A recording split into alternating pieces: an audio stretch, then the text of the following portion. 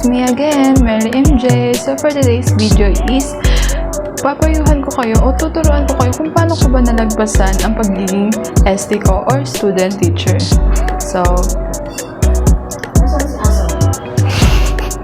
Talay. simulan na natin!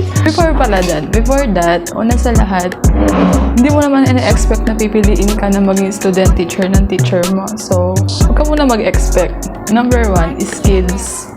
So, saan ka ba magaling? Di ba? Saan ka ba magaling? Hanggang saan yung kakayanin mo?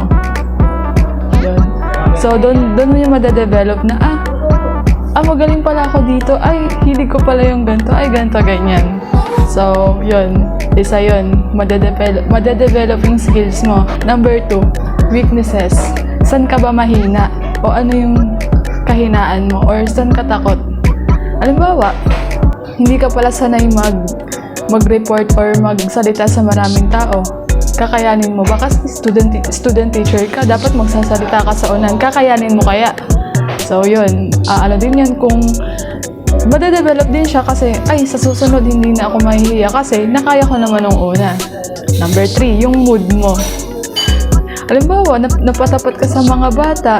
Siyempre, mga bata makukulit yan, ganyan. So, hanggang saan ba ang pasensya mo? Hanggang saan naabot ang pasensya mo? So, yun. Kung paikliin mo ba o pahabain mo, nakadepende na yun sa mood mo. Hindi ko napakailam yan. Number 4, pakikisama.